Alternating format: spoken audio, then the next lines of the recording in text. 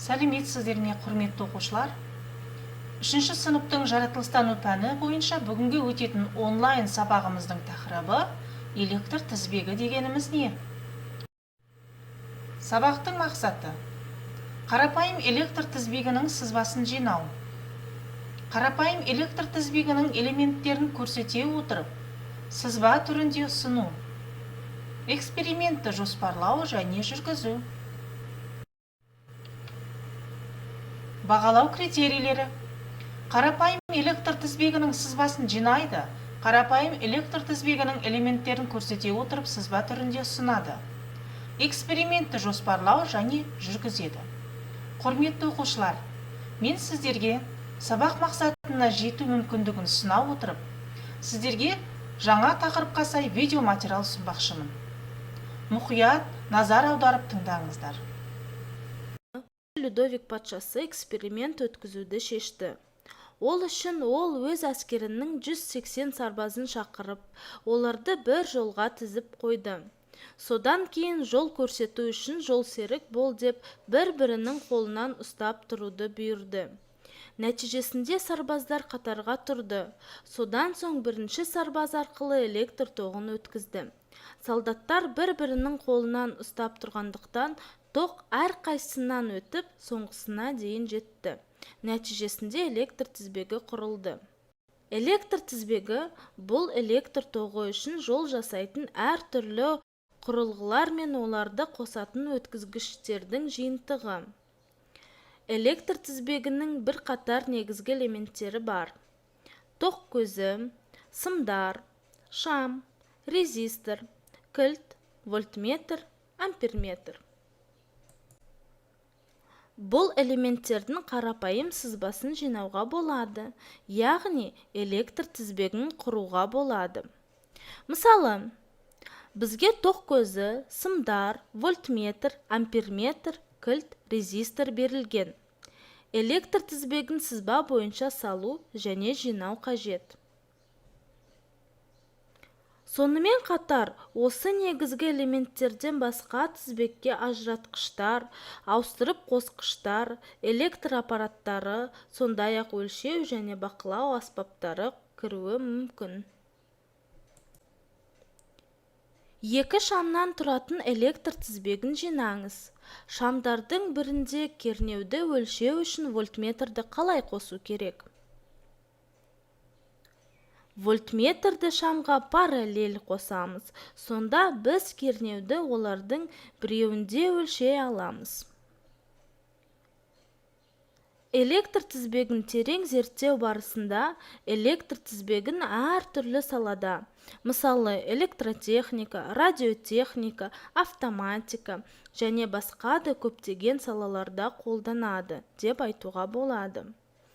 Сонымен қатар, электр тізбектері туралы толық әдебиетті оқу кезінде үй жағдайында схемалар жинауға, мектеп жобаларында қатысуға, немесе жалпы өз механизмін ойлап табуға болады.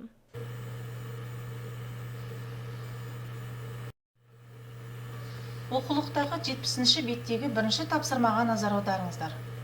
Тізбекті салыстыр. Бір-бірімен сымдар арқылы жалғасқан тоқ көзі және электр құралдарын электр тізбегі дейді. Тізбекті салыстырып өзің байқа.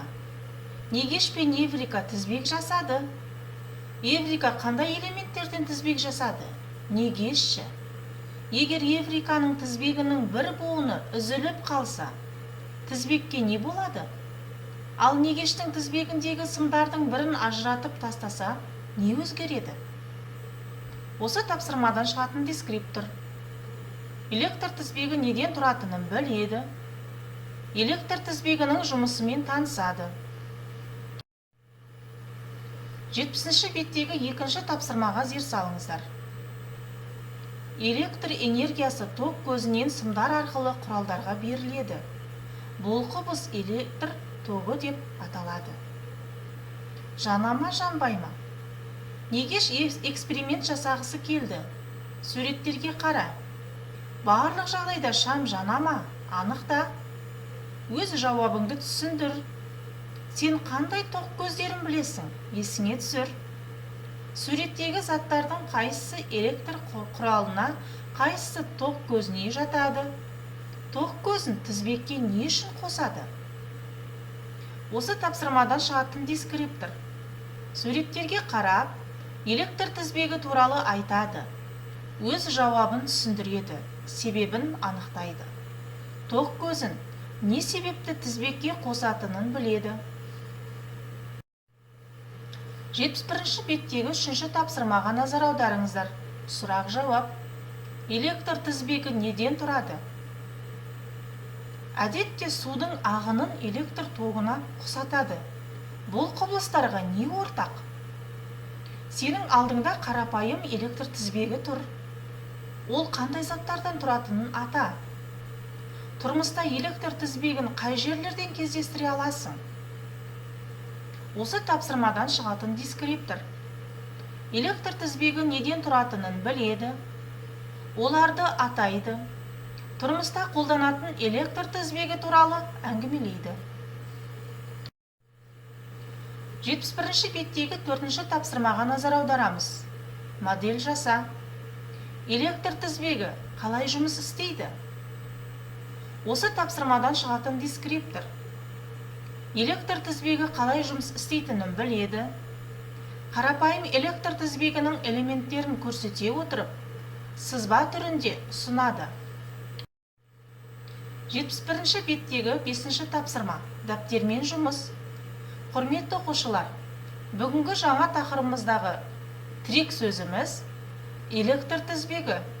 Осы тірек сөзді және есте сақта қағидасын дәптерге көшіріп жазыңыздар.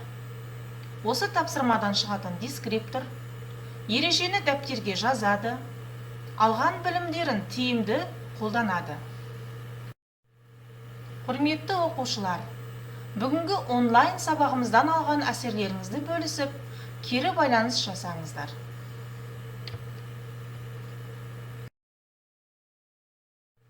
Үй тапсырма. 70-71-ші бет оқу, қосымша мәлімет жинау. Назарларыңызға рахмет, сау болыңыздар.